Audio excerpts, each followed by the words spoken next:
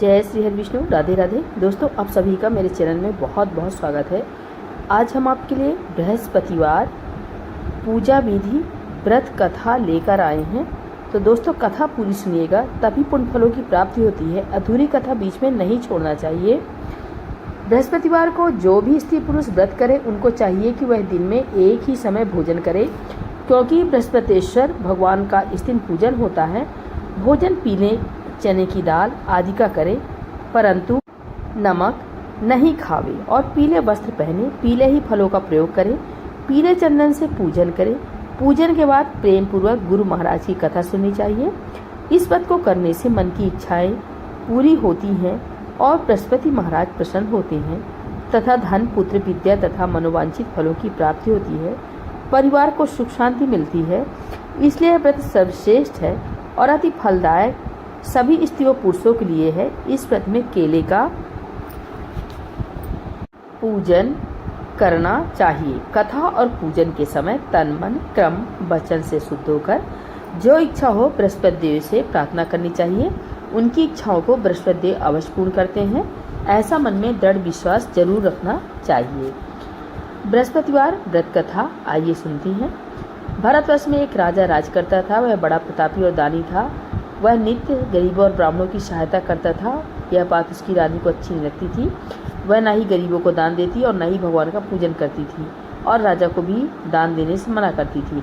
एक दिन राजा शिकार खेलने वन को गए हुए थे तो रानी महल में अकेली थी। उसी समय बृहस्पति देव साधु के वेश में राजा के महल में भिक्षा के लिए आ गए और भिक्षा मांगी। रानी ने भिक्षा देने से इनकार किया और कहा, हे साधु महाराज, मैं इस दान पुण्य से तंग आ गई हूँ। मेरा पति सारा धन लुटाता रहता है। मेरी इच्छा है कि हमारा धन नष्ट हो जाए, फिर ना रहेगा बांस, ना बजेगी बांसुरी। साधु ने कहा, हे देवी, तुम तो बड़ी विचित्र हो। धन संतान तो सभी चाहते हैं, पुत्र और लक्ष्मी तो पापी के घर भी होते हैं। यदि तुम्हारे पास अधिक धन है तो भूखों को भोजन दो, प्यासों के लिए प्याऊ लगवाओ, मुसाफिरों के लिए धर्मशालाएं खुलवाओ। जो निर्धन अपनी कुमारी कन्याओं का विवाह नहीं करा सकते, उनका विवाह करा दो। ऐसे और कई काम हैं जिनके करने से तुम्हारा यश लोक परलोक में फैलेगा। परंतु रानी पर उपदेश का कोई प्रभाव नहीं पड़ा। वह बोली, महाराज, आप मुझे कुछ ना समझाएं। मैं ऐसा धन नहीं चाहती जो हर जगह बांटती फिरूं। साधु ने कहा, उत्तर दिया, यदि तुम्हारी ऐसी इच्छा है तो तथास्तु। तुम ऐसा करना कि बृहस्पतिवार को घर लीपकर पीली मिट्टी से अपना सिर धोकर स्नान करना, भट्टी चढ़ाकर कपड़े धोना। ऐसा करने से आपका सारा धन नष्ट हो जाएगा। इतना कहकर वह साधु महाराज वहाँ से अंतर्ध्यान हो गए। जैसे वह साधु कहकर गया था, रानी ने वैसा ही किया। 3 बृहस्पतिवार ही बीते थे कि उसका समस्त धन नष्ट हो गया और भोजन के लिए दोनों तरसने लगे, सांसारिक भोगों से दुखी रहने लगे। तब वह राजा रानी से कहने लगा कि तुम यहाँ पर रहो, मैं दूसरे देश को जाता हूँ, क्योंकि यहाँ पर मुझे सभी मनुष्य जानते हैं, इसलिए कोई कार्य नहीं कर सकता। देश चोरी परदेश भीख बराबर है। ऐसा कहकर राजा परदेश चला गया। वहाँ जंगल को जाता और लकड़ी काट कर लाता और शहर में बेचता। इस तरह जीवन व्यतीत करने लगा। एक दिन दुखी होकर जंगल में पेड़ के नीचे निश्चित रूप से आसन जमाकर बैठ गया। वह अपनी दशा को याद करके व्याकुल होने लगा। बृहस्पतिवार का दिन था। एकाएक उसने देखा कि निर्जन वन में एक साधु प्रकट हुआ। वह साधु वेश में स्वयं बृहस्पति देवता थे। लकड़हारे के सामने आकर बोले, हे लकड़हारे, इस सुनसान जंगल में तुम चिंता मग्न क्यों बैठे हो? लकड़हारे ने दोनों हाथ जोड़कर प्रणाम किया और उत्तर दिया, महात्मा जी, आप सब कुछ जानते हैं, मैं क्या कहूँ। यह कहकर वह रोने लगा और साधु को आत्मकथा सुनाई।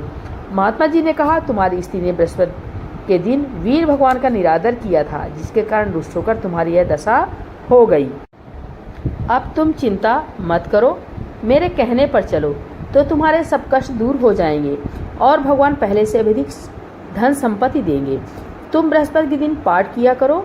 2 पैसे के चने मुनक्का मंगवाकर उसका प्रसाद बनाओ और शुद्ध जल से लोटे में शक्कर मिलाकर अमृत तैयार करो।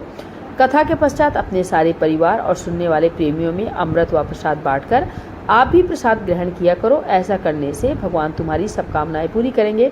साधु के ऐसे वचन सुनकर लकड़हारा बोला, हे प्रभु, मुझे लकड़ी बेचकर इतना पैसा नहीं मिलता जिससे भोजन करने के उपरांत कुछ बचा सकूं। मैंने रात में अपनी स्त्री को व्याकुल देखा है। मेरे पास कुछ भी नहीं है जिससे उसकी खबर मंगा सकूं। साधु ने कहा, हे लकड़हारे, तुम किसी बात की चिंता मत करो। बृहस्पति के दिन तुम रोजाना की तरह लकड़ियाँ लेकर शहर को जाओ। तुमको रोज से दुगना धन प्राप्त होगा, जिससे तुम भली भांति भोजन कर लोगे तथा बृहस्पति देव की पूजा का सामान भी आ जाएगा। इतना कहकर साधु अंतर ध्यान हो गए। धीरे धीरे समय व्यतीत होने पर फिर वही बृहस्पतिवार का दिन आया। लकड़हारा जंगल से लकड़ी काटकर किसी भी शहर में बेचने गया। उसे उस दिन और दिन से अधिक रुपया मिला। राजा ने चना गुड़ आदि लाकर गुरुवार का व्रत किया। उस दिन से उसके सभी क्लेश दूर हुए। परंतु जब दोबारा गुरुवार का दिन आया तो बृहस्पतिवार का व्रत करना भूल गया। इस कारण बृहस्पति भगवान नाराज हो गए। उस दिन से उस नगर के राजा ने विशाल यज्ञ का आयोजन किया तथा शहर में यह घोषणा करा दी कि कोई भी मनुष्य अपने घर में भोजन ना बनावे, ना आग जलावे। समस्त जनता मेरे यहाँ भोजन करने आवे। इस आज्ञा को जो न मानेगा उसके लिए फांसी की सजा दी जाएगी। इस तरह की घोषणा संपूर्ण नगर में करवा दी गई। राजा की आज्ञा अनुसार शहर के सभी लोग भोजन करने गए, लेकिन लकड़हारा कुछ देर से पहुंचा, इसलिए राजा उसको अपने साथ घर लिवा ले गए और ले जाकर भोजन करा रहे थे तो रानी की दृष्टि उस खूंटी पर पड़ी जिस पर उसका हार लटका हुआ था। वह वहां पर दिखाई नहीं दिया। रानी ने निश्चय किया कि मेरा हार इस मनुष्य ने चुरा लिया है। उस समय पुलिस को बुलाकर उसको जेल खाने में डलवा दिया। जब लकड़हारा जेल खाने में पड़ गया और बहुत दुखी होकर विचार करने लगा कि न जाने कौन से पूर्व जन्म के कर्म से मेरे लिए दुख प्राप्त हुआ है, और उसी साधु को याद करके रोने लगा जो कि जंगल में मिला था। उसी समय तत्काल बृहस्पति देव साधु के रूप में प्रकट हो गए और उसकी दशा को देखकर कहने लगे, अरे मूर्ख, तुमने बृहस्पति देव की कथा नहीं करी, इस कारण तुझे दुख प्राप्त हुआ है। अब चिंता मत कर, बृहस्पतिवार के दिन जेल खाने के दरवाजे पर 4 रुपए पड़े मिलेंगे। उनसे तू बृहस्पति देव की पूजा करना तो तेरे सभी कष्ट दूर हो जाएंगे। बृहस्पति के रोज उसे 4 रुपए मिले। लकड़हारे ने कथा कही। उसी रात को बृहस्पति देव ने उस नगर के राजा को सपने में कहा, हे राजा, तुमने जिस आदमी को जेल खाने में बंद कर दिया है वह निर्दोष है, वह राजा है, उसे छोड़ देना। रानी का हार उसी खूंटी पर लटका है। अगर तू ऐसा नहीं करेगा तो मैं तेरे राज्य को नष्ट कर दूंगा।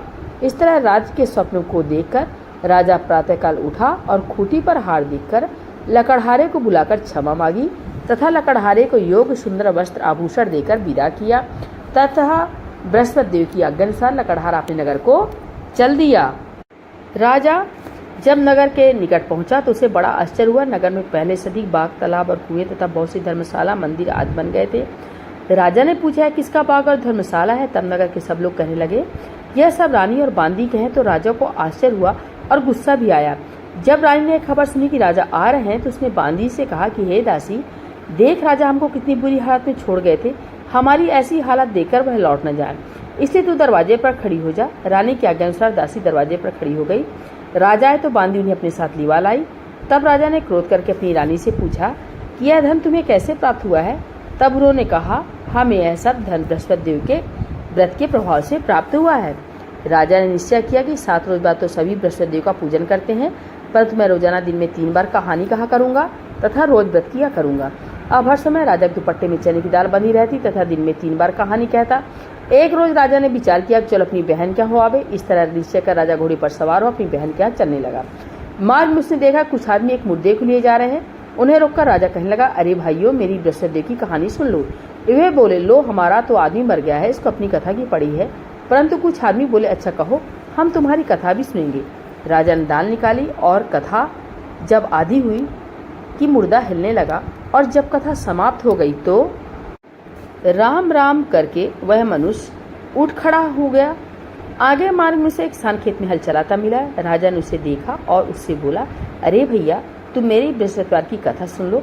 किसान बोला, जब तक मैं तेरी कथा सुनूंगा तब तक 4 हरैया जोत लूंगा।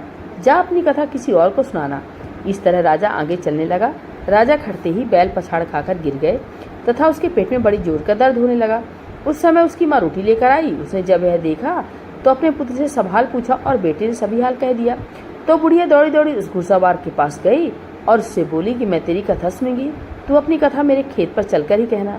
राजा ने बुढ़िया खेत पर जाकर कथा कही, जिसके सुनते ही वह बैल उठ खड़े हुए तथा किसान के पेट का दर्द बंद हो गया। राजा अपनी बहन के घर पहुंचा। बहन ने भाई की खूब मेहमानी की। दूसरे रोज प्रातःकाल राजा जागा तो वह देखने लगा कि सब लोग भोजन कर रहे हैं। राजा ने अपनी बहन से कहा कि ऐसा कोई मनुष्य है जिसने भोजन नहीं किया हो, मेरी बृहस्पतिवार की कथा सुन लो। बहन बोली, हे भैया, यह देश ऐसा ही है। पहले यहाँ लोग भोजन करते हैं, बाद में अन्य काम करते हैं। अगर कोई पड़ोस में हो तो देख आऊं। वह ऐसा कहकर देखने चली गई, परंतु उसे कोई ऐसा व्यक्ति नहीं मिला जिसने भोजन ना किया हो। अतः वह एक कुम्हार के घर गई जिसका लड़का बीमार था। उसे मालूम हुआ कि उनके यहाँ 3 रोज से किसी ने भोजन नहीं किया है। रानी ने अपने भाई की कथा सुनने के लिए कुम्हार से कहा। वह तैयार हो गया। राजा ने जाकर बृहस्पति की कथा कही, जिसको सुनकर उस कुम्हार का लड़का ठीक हो गया। अब तो राजा की बहन के यहाँ प्रशंसा होने लगी। एक रोज राजा ने अपनी बहन से कहा, हे बहन, हम अपने घर को जाएंगे, तुम भी तैयार हो जाओ। राजा की बहन ने अपनी सास से कहा। सास ने कहा, हाँ चली जाओ, परंतु अपने लड़के को मत ले जाना, क्योंकि तेरे भाई की कोई औलाद नहीं है। बहन ने अपने भैया से कहा, हे भैया, मैं तो चलूंगी, परंतु कोई बालक नहीं जाएगा। राजा बोला, जब कोई बालक नहीं चलेगा तब तुम क्या करोगी? बड़े दुखी मन से राजा अपने नगर को लौट आया। राजा ने अपनी रानी से कहा, हम निर्वंशी राजा है, हमारा मुंह देखने का धर्म नहीं है और कुछ भोजन आज नहीं किया। रानी बोली, हे प्रभु, बृहस्पति देव ने हमें सब कुछ दिया है, वे हमें औलाद अवश्य देंगे। उसी रात को बृहस्पति देव ने राजा स्वप्न में कहा, हे राजा, उठ, सभी सोच त्याग दे, तेरी रानी गर्भ से है। राजा को यह बात सुनकर बड़ी खुशी हुई। 9वें महीने में उसकी रानी के गर्भ से एक सुंदर पुत्र पैदा हुआ। तब राजा बोला, हे रानी, स्त्री बिना भोजन के रह सकती है, परंतु बिना कहे नहीं रह सकती। जब मेरी बहन आवे तो तुम मुझसे कुछ मत कहना। रानी ने सुनकर हाँ कर दिया। जब राजा की बहन ने शुभ समाचार सुना तो वह बहुत खुश हुई तथा बधाई लेकर अपने भाई के यहाँ आई। तभी रानी ने कहा, घोड़ा चढ़कर तो नहीं आई, गधा चढ़ी आई।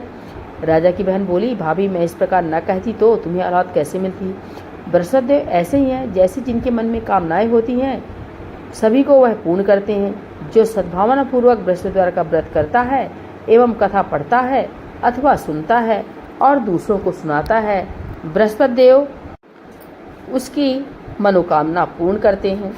भगवान बृहस्पति देव उसकी सदैव रक्षा करते हैं। संसार में सद्भावना से भगवान जी का पूजन व्रत सच्चे हृदय से करते हैं तो उनकी सभी मनोकामनाएं पूर्ण करते हैं। जैसी सच्ची भावना से रानी और राजा ने उनकी कथा का गुणगान किया तो उनकी सभी इच्छाएं बृहस्पति देव जी ने पूर्ण की थी। इसलिए पूर्ण कथा सुनने के बाद प्रसाद लेकर जाना चाहिए। हृदय से उनका मनन करते हुए जयकारा बोलना चाहिए।